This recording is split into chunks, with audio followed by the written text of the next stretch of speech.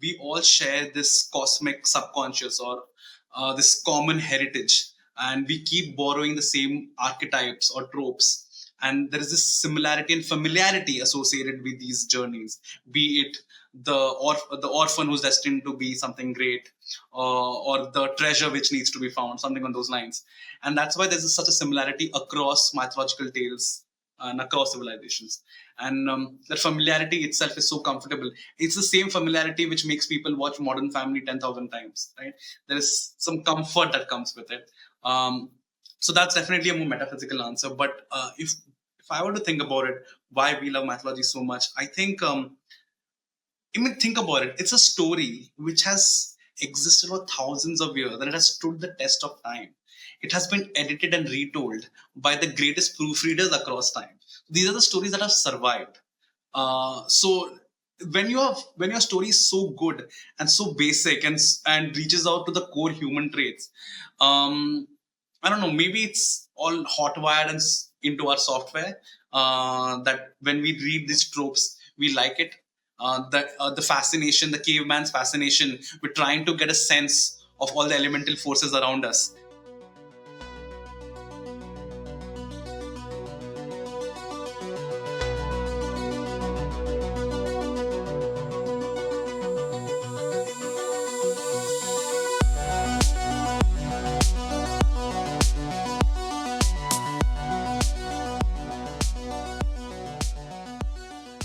What is up, everybody? You are listening to episode 142 of SFF Addicts. I'm your host, Adrian M. Gibson, and welcome to your weekly dive into the world of science fiction, fantasy, and writing craft.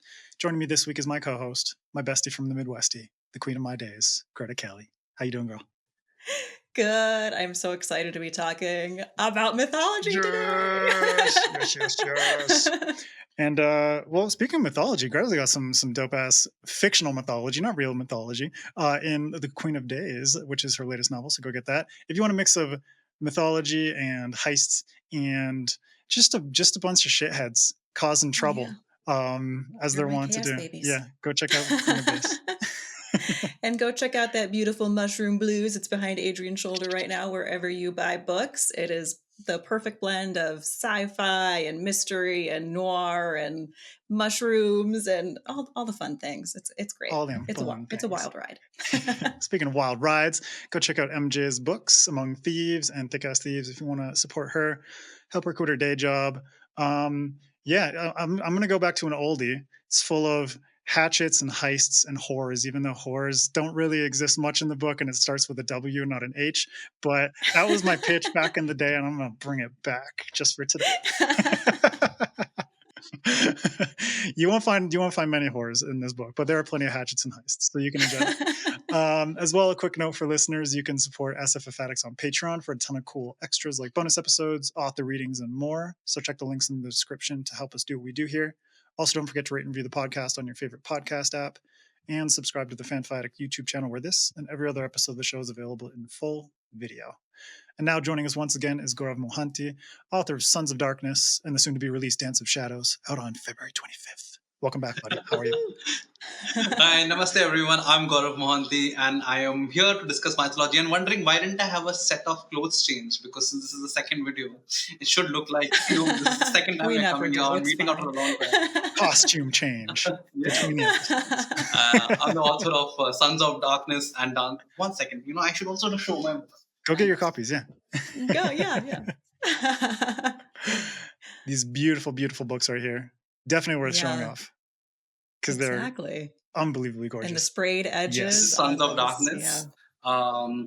And this is Dance. This is the Broken Binding Dance of Shadows edition with these sprayed edges. Since we're talking about mythology today, so this is Nataraja, who's the god of dance in the Indian mythology. And I think one of the things which I hope to figure out by the end of this masterclass is what's the more favored pronunciation, mythology or mythology? I think that's one of the greatest questions that confounds people. I've never, maybe a British person would say mythology. I don't know. I've never heard anyone say mythology. Yeah. It's always mythology. It's always mythology. Yeah. I think the whole trick is to be consistent with it, because I remember I see my interview sometimes, I talk about mythology, and I realize that sometimes I call it mythology and sometimes I call it mythology. I'm like, Gaurav, just pick a lane and stick with it.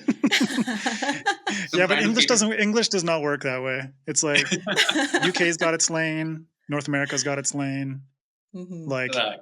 ESL people have their lane. It's all over Yeah. the place too. Yeah, it's a Yeah. hot mess. It's a hot mess. mess. Yeah. Just hop on Yeah. in. Hop on into the fucking shit show that is English. All right. And a heads up, this is part 2 of our 2-part chat with Gourav. So I recommend checking out part 1 to get to know him better. Today, though, as we've already said, we're telling a story as old as time as we delve into mythological shit retellings. That's a tongue twister. Mythological retellings. Before we dig deeper into the episode, a quick word from our sponsor. Welcome to Transference, where death and sickness are but a distant memory.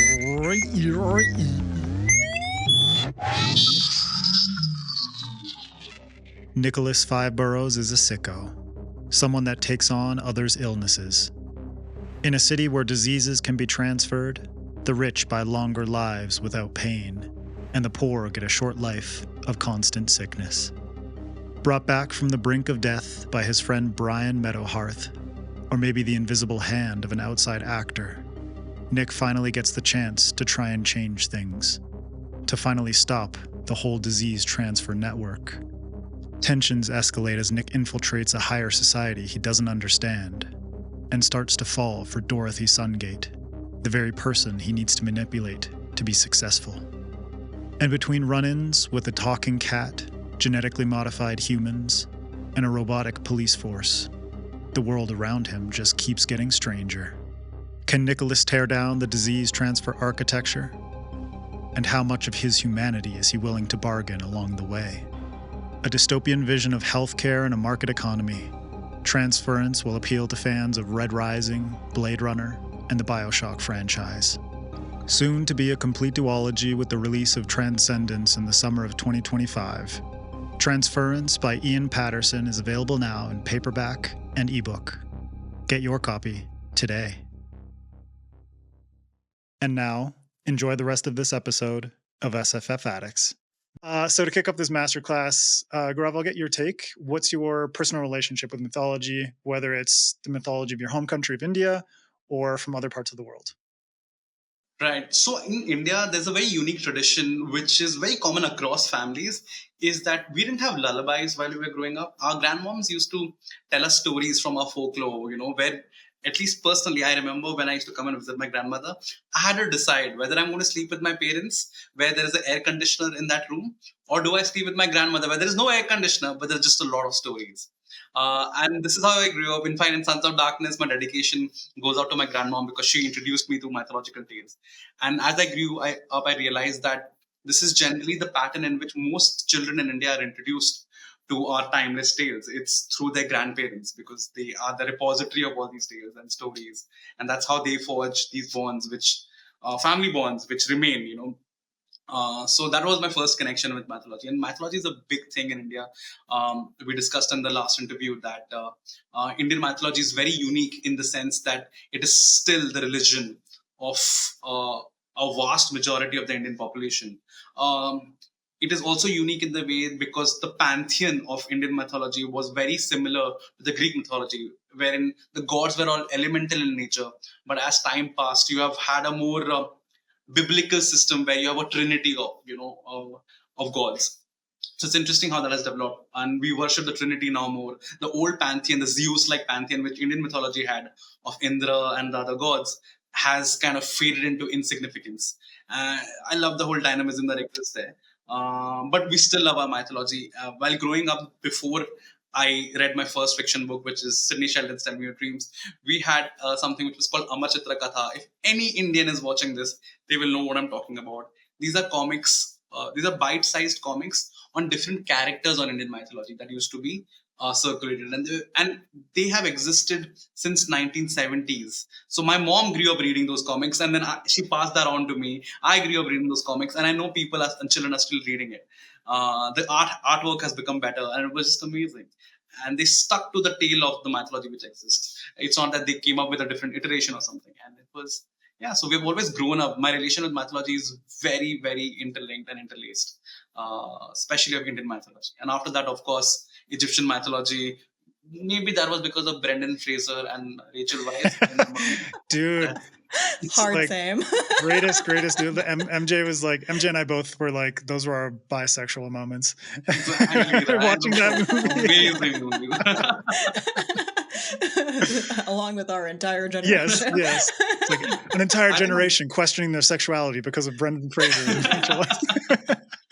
I think if you were to compare movies which have done for tourism for a different country, I think The Mummy, what it has done for Egyptian tourism, can't be matched by any other movie for any other country. Oh yeah. And it's beautiful. I love that. And again, from there on, I went to Norse mythology, and which is just again so beautiful and different, while having very common elements across the different continents. So yeah, I've always been interested in it. I don't know if it can be. Where is my shelf? Right. I have a mythological. Like one of the floors in this bookshelf is just dedicated to mythology, which has all the books on by Stephen Fry, who has the best English accent in the world. And he's written the books on Troy Odyssey. I highly recommend it. And different other books on mythology. So because I love mythology so much, this is one shelf dedicated. You've got your dedicated shelf. I swear this has always existed. I just didn't do this for this session. Promise. Well, what do you think it is about mythology that makes it so fundamental to the human experience? And do you have any favorite myths that you can shout out? Right. The first question as to why mythology or mythology is so appealing across time. I think, okay, there are 4 reasons. One is the intellectual answer, which I would give in a bar. Okay. I think Carl Jung said something very similar about this, that we all share this cosmic subconscious or this common heritage, and we keep borrowing the same archetypes or tropes, and there is this similarity and familiarity associated with these journeys, be it the orphan who's destined to be something great, or the treasure which needs to be found, something on those lines. And that's why there's such a similarity across mythological tales and across civilizations. And that familiarity itself is so comfortable. It's the same familiarity which makes people watch Modern Family 10,000 times, right? There is some comfort that comes with it. So that's definitely a more metaphysical answer. But if I were to think about it, why we love mythology so much, I think, think about it. It's a story which has existed for thousands of years, and it has stood the test of time. It has been edited and retold by the greatest proofreaders across time. These are the stories that have survived. So when your story is so good and so basic and reaches out to the core human traits, I don't know, maybe it's all hot-wired and into our software, that when we read these tropes, we like it. The fascination, the caveman's fascination with trying to get a sense of all the elemental forces around us. Sure, we can use Thor as an example from Marvel to try and explain that. But I think there is this intrinsic nature that, that it'd be cool to have a god of thunder, a god of lightning, a god of darkness. So I think that kind of ties up with the whole thing, and that's why it makes it so cool. And mythology allows us to actually believe in gods without the heavy duty obligations or faith or whatever comes with religion. It is like, I hope I'm not being cavalier in saying this, it's a religion minus, like you, and that kind of allows you to appreciate it a lot more. Wow, that was a really long answer, but yeah. That was good though. I love it. Do you have a favorite that you want to shout out? Favorite, sorry? Do you have a favorite Like a myth favorite that myth? you want to shout out? Oh, of course, I'm a greatest fan of Indian myths. But if I were to choose some other myth, I love Egyptian mythology because I love the artifacts and culture they have around death. Egyptian mythology and our mythology share this very common thing, that death is not the final destination. You have either rebirth, or you have a lot of things which happen after death. Clearly the pyramids are the greatest testament to them thinking that the afterlife is a lot of fun. So I love those stories, and I love how anthropomorphic they are. I think the image of Anubis is one of the greatest symbols in Earth, which is so identifiable with our civilization, and I just absolutely love it. We also have very similar motifs and themes in our mythology, where okay, you know what? I'll tell this mythology because I hope I can. We have the time. There was this prophecy, and I think whoever wrote this was a lawyer. Okay, there was this demon king who did a lot of austerities, and he asked a boon from a god that I want to be immortal. Now, all mythological tales in Indian lore have this one thing: you cannot ask for immortality. You just can't. You have thousands of stories where people have tried to ask for immortality and they don't get it. So he came up with a great idea. He said, fine, I can't be killed inside a house or outside a house. I can't be killed during the day or the night. I can't be killed by a man, woman, or an animal. I can't be killed in the sky or underwater or on land. Wow. What a beautifully drafted contract. It's like amazing, right? That's But of sneaky. course, he was messing with gods. So one of the greatest gods The we have, first lawyer. right? I think so. I think it's a great job. A poor Oh guy. my Maybe the gods had a better lawyer on their side, because then you have this god called Narasimha, who's is half lion, half human. So he's neither animal nor god. He kills him at the threshold of a house, which is neither inside nor outside. He's holding him on his lap, so neither is he on land or in the sky. And he kills him at twilight, which is neither day or nor night. There you go. Right? I don't know. There you go. Damn. That's amazing, Yeah. dude. Right? So I love this mythological tale. So it's pretty, as a lawyer, it reaches out to me. It shows the Yeah. But benefits that of is good law. as like a fantasy author, as a lawyer, it's like that just speaks to you so Yeah. much. This is great, man. So I want to get your take on mythological retellings, and why you think they become so popular in the fantasy space, especially in like the last 10 years or so. There's like, obviously big genre pushes that kind of hit the market.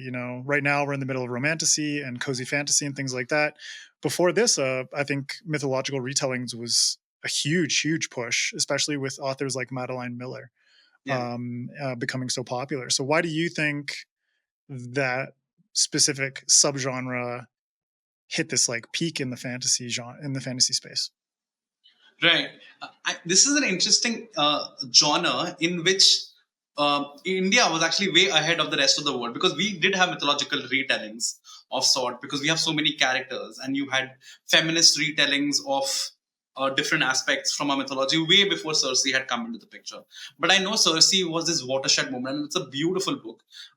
Actually, not even Circe, it was Song of Achilles, which Madeline Miller wrote first. And it's, I mean, it doesn't really change much from what Homer has written. It expands on it, and it's done such a beautiful job. But it again ties back to why we love mythology so much. But the texts which describe or have written mythology are not readable now. Those classics which have not evolved, as in they are great, sure, but you can't read it now because it's written in a language which may be too verbose or too archaic to read at this juncture and point in time. I think these retellings kind of adapt them. I think on a Worldcon panel I said that we mythological people who do mythological retellings are mythological DJs. We basically remix the same story and add our own spin to it and give it to the audience in the tempo they like. Right? And I think that's what Madeline Miller did with her beautiful and exemplary prose when it came to Song of Achilles. Everyone knew that Achilles and Patroclus, I hope I'm pronouncing that right, had a homoerotic relationship, even though they were slightly related. And so she showed Troy, but from a human side, from a character side, rather than the war itself. And that really touched everyone. That was a different aspect to something which is familiar, but yet very fresh. I think that's why people are discovering this treasure trove that we have, that, okay, the same stories can be told from a different perspective. Because, I think this is something which even I have felt. Like when I've read mythological tales, I wish I had a perspective of this character. And again, mythological tales were written, at least in India and maybe around the world as well, mostly by men. And that's not necessarily a bad thing or something. But of course, when you are writing, you have chosen certain heroes who match your type of heroes. You want to read this other perspective. What about someone decides to write about Troy from the perspective of the horse? Right? That would be cool to see from that perspective. So I think that's the hooves of Achilles. So I think that it does. I think it expands the canvas of the mythological tales that exist and allows more voices to be included in it.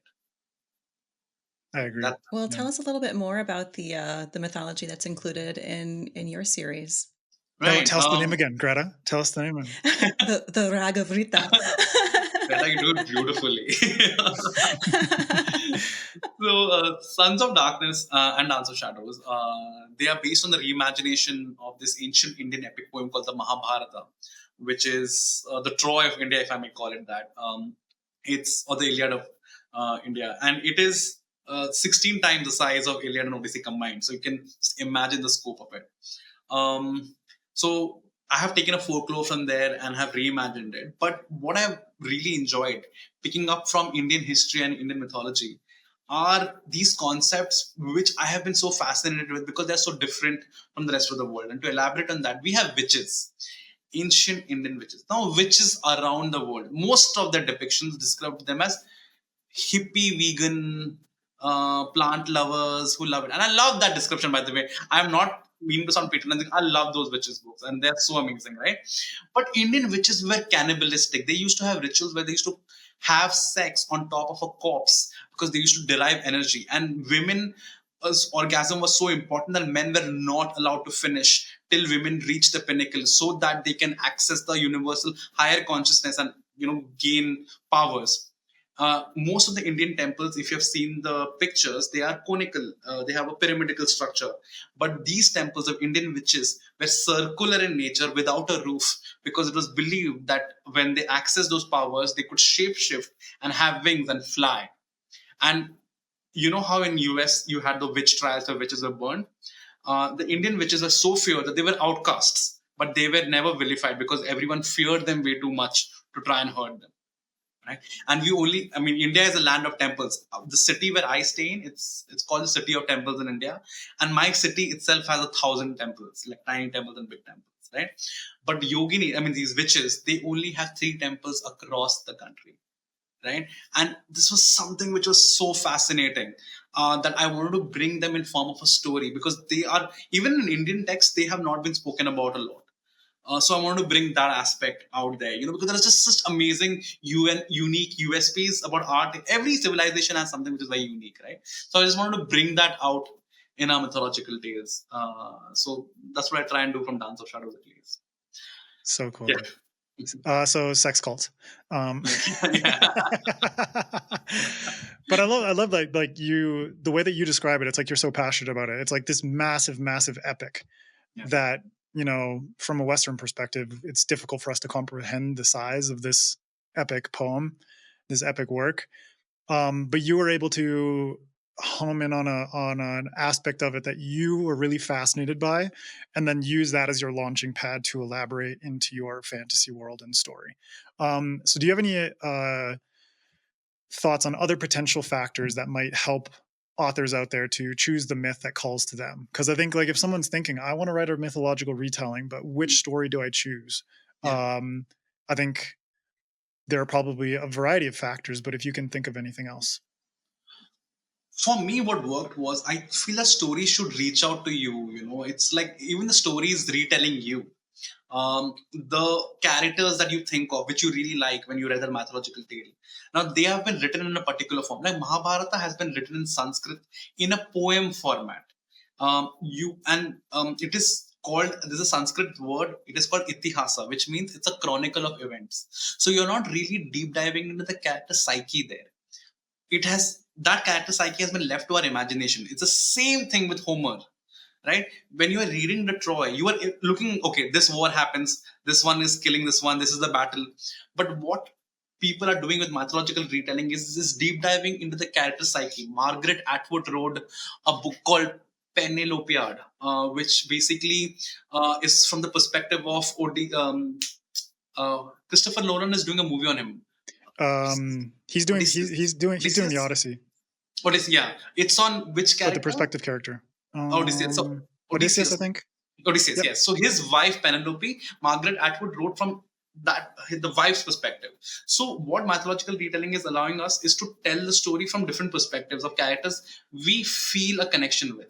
So if anyone wants to try writing a mythological retelling, or in my case, reimagining, if you feel that this character's voice needs to be told, I think that should be the greatest North Pole for you. That, okay, this is what I want to do. I want this character, which is otherwise a footnote character in the tale, I want their voice to be heard. And I think it would be very cool if we saw the story from their perspective, because perspective can change everything. Especially like in my case, I am writing, that's the reason why the book was called Sons of Darkness, because I'm writing it from the perspective of the people who have lost the Great War. Because and they're all in Mahabharata, because it's also a religious book. It divides the world into black and white. I believe in 50 Shades of Grey. So I wanted to write from the perspective of these guys, because history is often written by the victors and not the vanquished. So I thought, okay, maybe let me try and fill this gap and have my own reimagination. That was the whole idea. So if you have this similar drive and passion that you think that this could be approached differently, you should absolutely go for it. Yeah, and even within, so like you mentioned, Margaret Atwood's the Penelopiad. But also Claire North wrote a book called Ithaca, and I think book 2 is out as well. But the series is the Songs of Penelope, so it's basically like the story of that character, Penelope of Ithaca, the wife of Odysseus. Yeah. But here are 2 different authors who approached it from different angles. So even within that, like different people could be drawn to the same myths and the same characters, and they can draw their own sort of stories around these characters and kind of present them in unique ways. So absolutely, even if there are characters who've already been covered, like explored, you don't have to be afraid of that. Absolutely, and I think it's. I do understand the baggage that comes if you are interested in Greek mythology, because the shelves are really packed with retellings. And they're all amazing and nothing to take away from them. But when a shelf becomes saturated with a particular mythology, then obviously every reader is looking for something new. I would say that, but if something reaches out to you, you know what, you write it. And if you believe in what you write, even if there are 100 similar books on the same subject, you will shine through and you will love what you've written. But if someone is open to the concept, there are so many different mythologies to explore. It doesn't even have to be a mythological retelling. You can take a lot from our mythology or someone else's mythology and bring something out there. Recently, R.F. Kuang brought Chinese mythology to the forefront with a multi-pantheon deity system. Sons of Darkness is doing that with Indian mythology. Someone else also wrote, Vaishnavi wrote Kai, which was a bestseller in the US. That's also an interesting, I think we'll come to that in a bit. But so I think the world, how they, there's this common trope which goes that people are tired of European-based medieval epic fantasy, because we're tired of castles and lords. Nothing wrong with it, but you've seen a lot of that, so you want to see different worlds.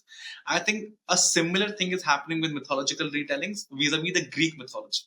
They want to read about Egyptian mythology or something, or African mythology, So I think it's time to expand horizons and pick from different cultures. Yeah, I think Norse mythology is also kind of in a similar position to Greek mythology. Yeah. Absolutely. So I think related to choosing, finding characters in these myths that really resonate with you, for new authors or people who are thinking about writing mythological retellings, what advice can you give about choosing genre or subgenre? Do you think it depends on the myth that they're using as their starting point, or just what calls to them personally? Every mythology comes with its own wardrobe of themes, right? For example, since Norse mythology is so famous, anyone who was even vaguely familiar with it knows that it is very war-centric. Valhalla, dying in the battlefield, blood and gore. There was a Netflix show that just came about called Red Maiden or Blood Red Maiden. I'm not sure, but again, it dealt with Norse mythology. Very war-centric sort of stuff. When you come to the Greek mythology, it is almost everything about heroes who have a tragic ending. Right? Shakespeare basically was a Greek, very inspired by Greek mythology, right? In India, you have a very stark show of how you should follow your royal duty, and it's good versus bad. And in Egyptian mythology, it deals with a lot of very evil gods. That I don't think Egyptian mythology has one decent god who stands on the side of right. I think Egyptian mythology is grimdark. I love Egyptian mythology, by the way, but like Seti and Ra, I don't know. I don't think anyone thinks straight there. Okay, but so all of these mythologies of different cultures and different civilizations have a very distinct theme, which is a reflection of the civilization in which it was written, and what they believe to be a driving factor in that society.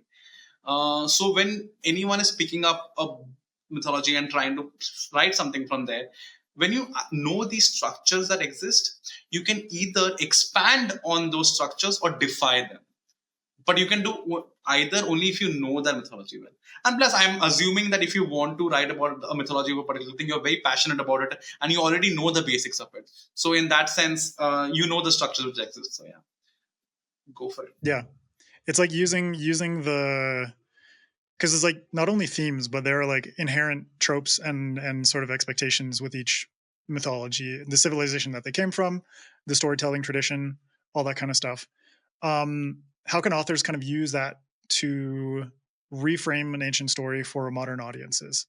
Because modern audiences obviously have different expectations, but at the same time, how in line are their expectations with the expectations laid out by the original myths and that kind of thing? So how can authors kind of twist that around to their advantage? Right. I think mythology is basically the dreams of our ancestors combined with the debris of the history which existed then, plus the popular philosophy of the time in which it was written. So when we are retelling mythology, we are changing this part C, which is basically the popular philosophy which existed. So nowadays, like for example, when I am reimagining mythology, I wanted women, badass women warriors who were footnote characters in the original tale to have a center spot here. And again, in terms of castes, I wanted the so-called lower caste characters to have a spotlight. And so these are the darker characters from whose perspective I wrote. When Madeline Miller wrote Circe, Circe is this character who has been presented as this vile seductress who swayed Odysseus from his path to his wife, that is Penelope.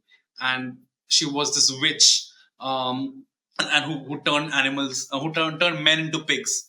But then Circe gave, in her feminist retelling, has done such a beautiful job in describing why she became a witch, why she turned those men into pigs, and her complicated relationship with Odysseus and ultimately his son.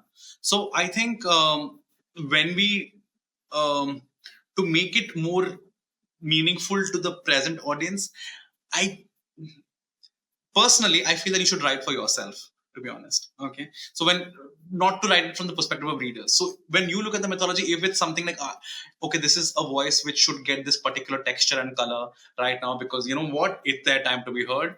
You write that. You don't have to worry about what readers might think or not think. I just feel that if you love what you're writing, readers will eventually, I mean, your trope of readers will eventually love it. So first advice that I can give is don't write thinking what readers want. Just write basis on what you. Well, I think related to that, there's always this question of how closely you should stick to the original stories and like deciding what to keep and what to leave out, particularly with stories that have been told and retold so many times that there are like distinct versions that sometimes contradict each other. So how do you as an author decide basically what stays and what goes? Or like what version you base it off of? Like in India is so big, I'm sure there is slight variations from region to region. Absolutely. This will be a fun and hopefully an interesting answer. We have our own version of Bible, which are called the Vedas. There are 4 books. Okay. Now, when in ancient India, this is like a historical thing, not a mythological thing. People we didn't have written text. How knowledge was transmitted was through memorizing and basically through vocal tradition, followed with hand signs. If anyone has read Daniel Abraham's Long Price Quartet, a lot of people had a problem with, because anytime a character was doing anything, they used to use gestures. And for them, that was odd. But in India, those gestures were basically mnemonic techniques, which were helpful in remembering those texts. So when it comes to the 4 holy books that we have, the Vedas that they are called, if you take an Indian from the north, and basically Max Mueller is this guy who wrote our laws and blah, blah, blah during the colonial times. He tested it. He basically asked a priest from the south, from the east and the west and the north to recite those Vedas in their own languages. And they all recite the same thing.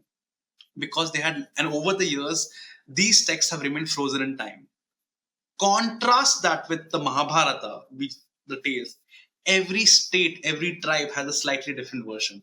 In fact, at that point of time, India was just not an India. There was an Indian subcontinent, Southeast Asia. Indonesia has its own version of Mahabharata, with the war being between completely different characters who are footnote characters in our story.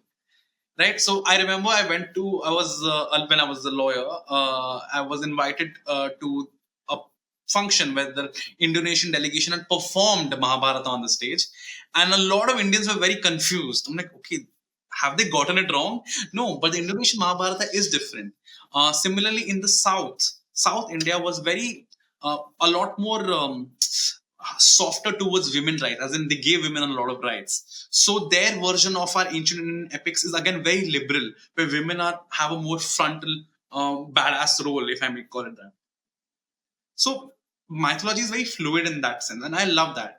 But when it comes to how much can you change, I feel that it's the form versus substance thing, where you can change the form as much as you want, but if the substance remains at its very core something similar, I think it's all right.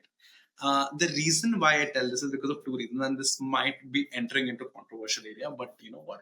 The heck with it. I loved Kaikai. There was a book which Vaishnavi wrote, right? That is the reimagine. So there are two holy books which we have. I mean, these grand epics. One is the Mahabharata, the other is the Ramayana. She has reimagined the Ramayana from the perspective of a woman who was vilified. Now, what unfortunately happened was she reimagined it in such a way that the main god, on because of whom we still have riots in India, still, like, he is called God Ram. Rama is one god which we worship, and he is still such a contentious issue. It's become a political rally. India is very heated about this thing because they love Ram. Okay, he's this very just god we had. Now, since this was a feminist retelling, a lot of people have different opinions on this, but Ram basically became a misogynistic, very patriarchal, not a great guy in that particular book. So now what happens is you have a book on an Indian mythological tale, which has become a bestseller in the US, but Tor decided not, or Orbit decided not to publish it in India because they thought Indians will get offended. And their lawyers told them this is not the right thing to do. So here comes an interesting question. When you are reflecting something about a culture of a particular country or civilization, and that civilization and country is not ready to accept it, and that book then becomes a window to our mythology, is that right or not? And that is such a thing to like consider, because yes, she has completely changed the tale, which is great, because even I have there's a lot of Machiavellian characters. I've introduced a lot of new characters. I have not received this portion of criticism yet. But what happens when you change the fundamental structure and it does not reflect the common will of a majority, and then you head on sketchy lines, and you should then be strong enough to hold on to it. Recently, one of the bookstagrammers who I really like, she posted that she's reading a Greek retelling where they have changed Athens is named after Athena because she was the patron goddess of Athens, and Poseidon, and they both used to keep fighting over it. They have changed it. They have made Dionysus, who's the god of wine and party, my patron god, the god of Athens, right? And suddenly, and that just feels very erratic, and the author is allowed to do that. I mean, there's nothing wrong with it. But if you're changing something so drastically, you have to make sure it feels organic, because otherwise it'll feel like an aberration and people will not be okay with it. So when you're going for a drastic change, make sure you have seeded it well, because otherwise it'll just be an eyesore. Mm-hmm. Yeah, I mean, it's like what you're saying about. No, that's perfect. No, that's great. Because I like the example that you brought up about Vaishnavi's book, because on one hand, it's like, yes, these mythological retellings are being presented to new audiences who, for the most part, will not come from the actual place where those myths were born and developed. So there is kind of like this balancing act that you have to play between adherence to the sort of core soul of the myths and your sort of reinterpretation of it, your DJ remix, as you put it earlier. And it's like, how does your remix portray that myth to new audiences who will then have that potentially as their foundation for the actual myths themselves and the countries that they come from. So like you were saying, someone who reads that will have that particular perspective on Indian mythology based on what they read in Vaishnavi's book. Yeah. But then when they read the actual thing or understand the actual thing, then it's kind of like a skewed understanding of what's going on. Especially, like, I had no idea that it was so contentious in India. Especially if it's still like a practicing religion that has to be so contentious. Yeah. So how did you handle that with your books, with Sons of Darkness and Dance of Shadows, in terms of like the changes that you made and like why you decided X, Y, and Z were necessary changes? So I remember when I was first publishing the book, my father again had suggested, and I was considering it, that I will change my I'm name. your I will change son. I'm your son. It's all your fault now. yeah, I'm a liability on my parents, I must say. Okay, but they were like, so my pseudonym was Varog, which is basically Gaurav reversed, because we were concerned that using my name might just invite a lot of trouble and whatnot. But I was like, no, it's fine. I'll just stick to it. I don't want to hide behind that. So far, everyone has appreciated. I mean, I have not received this brand of criticism, though I have changed it. Maybe it is because of a lengthy author's note where I'm very clear that this is the complete reimagination and you should read the original epic and this is very different. So I guess the lawyer in me took care of that with a disclaimer. But apart from that, what I am not really reimagining the male folktale as it exists. I am using that world and those characters for a different story, which is my story. So, at the very outset, when someone who's very familiar with the mythology reads it, realizes that okay, we are reading an unfamiliar story, but with familiar characters and with again a new assortment of characters. So, this is my theory at least that it's not a shock to them because they're already prepared from the first chapter itself, and they're like, okay, this is like an alternate universe that exists.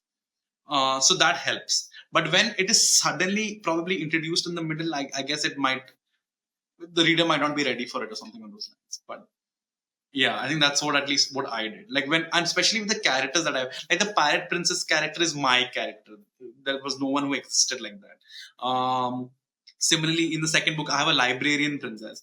Again, no one existed that way. So I like having my own characters, but in a familiar setting. So in that sense, it's a mythological reimagination mixing with epic fantasy and grimdark fantasy. So yeah, it's like a whole remix of a lot of genres that is going on. But so setting those expectations sound like very important at the outset, that you're dealing with a kind of an alternate universe. Yeah, I like that. I think my author's note does say that this is an alternate universe. If you want to read the original, go read Vyas's thing. It's awesome. So I think that maybe, I'm not sure why, because so far I have not been, like, no one has thrown stones at me or has tried to ban my book. So we are good. Knock it was a great author's note. Right? So, I mean, you've got this alternate universe where you're dealing with this tale that has existed for hundreds, thousands of years. How do you bring your own voice to that, wealth of storytelling and make it unique and, infused with your perspective and ideas? Can you give any advice on that for authors who are trying to make old stories their own? What worked for me, apart from, I don't know if I said this in this interview or the previous one, but when I was writing these characters, I didn't change their personality completely, at least the characters who existed. What I did was expand on it. As I said, that in a lot of mythological tales, when characters are written, they are just described as to what actions they took.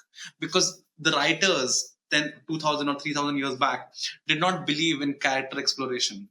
They mostly believed in event-based writing, which is good. I'm glad they did that, allowing us to retell those stories from different psyches. But since I'm going into the psyche, I source whatever they have done and travel back and create this character profile for them, wherein I put my personality. What my method is that I split my personality into multiple things and add them to the different characters, and so that for me that is what makes their responses very organic to the situations which I create for them. So that is something which I really enjoy. So if you're trying to write mythology and you have picked up a character who you really like, look at what all he has done in that mythology and use those actions to create a character profile, at least in your head.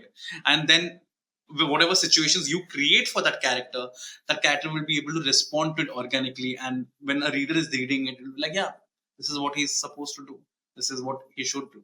So yeah, it's like the actions serve as sort of benchmarks for their personality, and then you can sort of elaborate from there. I think that's a really, really good approach to it. Yeah.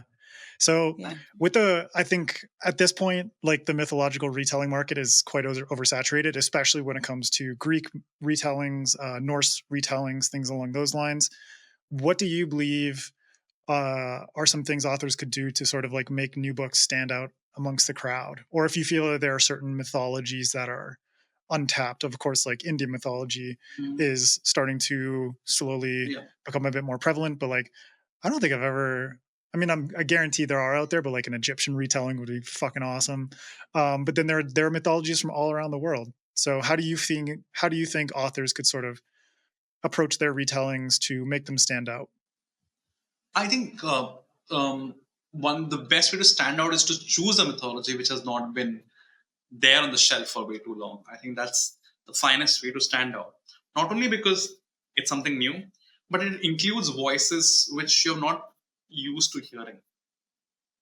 And like I sometimes see ads and Bookstagram posts about mythologies dealing with African mythology, and unfortunately I have not had the chance and the opportunity to deep dive into African mythology yet. And the trailers that I do see, it looks so exciting. There's an entire continent which is waiting to be explored in terms of the cultures and the practices and the gods that they have. And I'm looking forward to deep dive into that. I know a little about Japanese mythology, and again, that sounds so exciting and fascinating.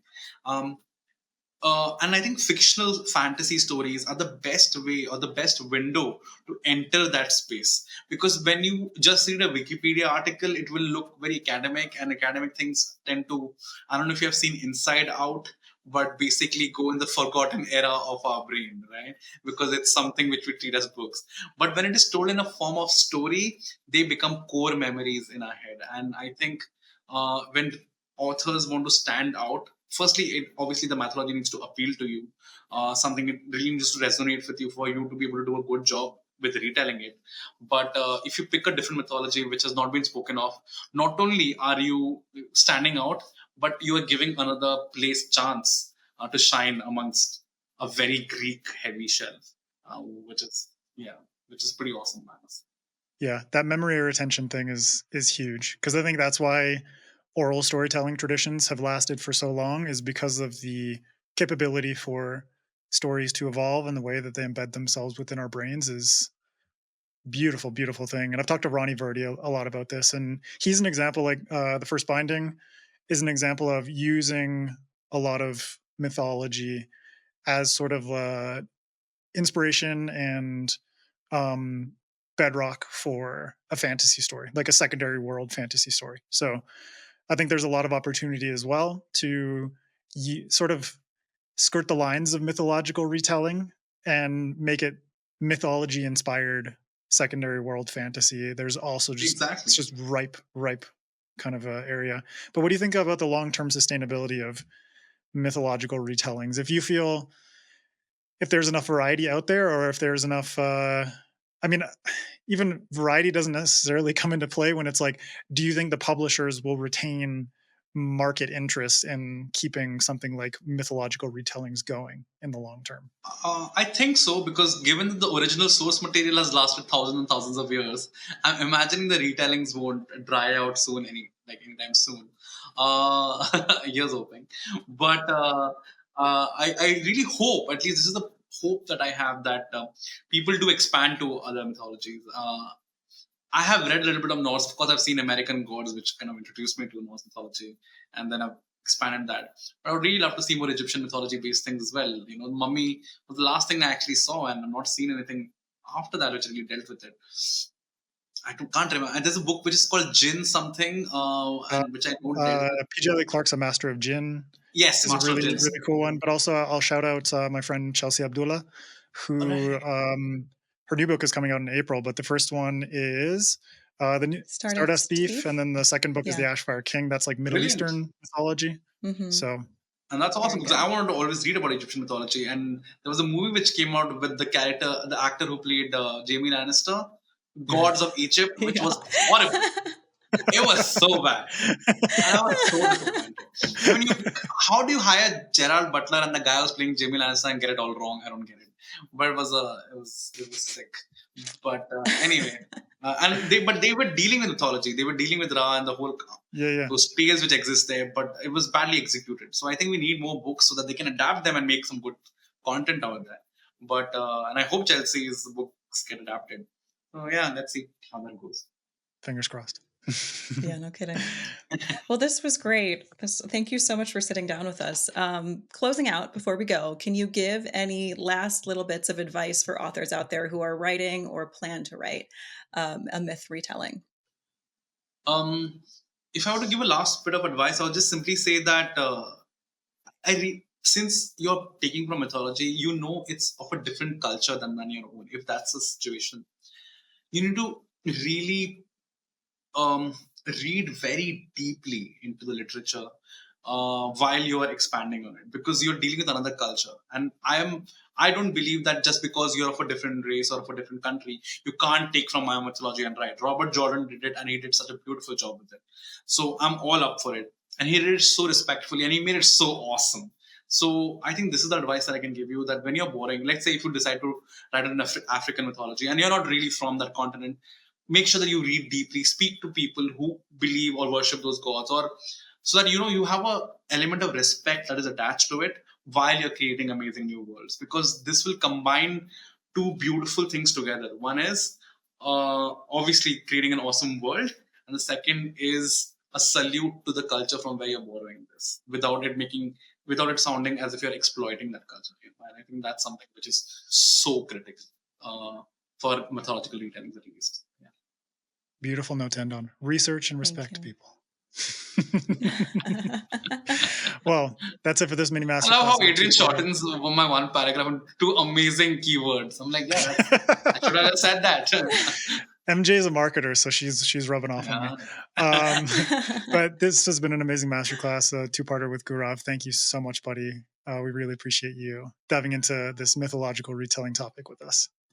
Absolutely. It was amazing to talk about this topic. Thank you so much, guys, for having me. And it was such a pleasant conversation with such very good questions. And before we leave, I really want to just say one thing so that I don't get into trouble. Vaishnavi, I love you and I love your book. So just like putting it out there, no problem. I was just discussing the various problems that come with mythological retellings. And she also will appreciate that it is a bit of a problematic thing.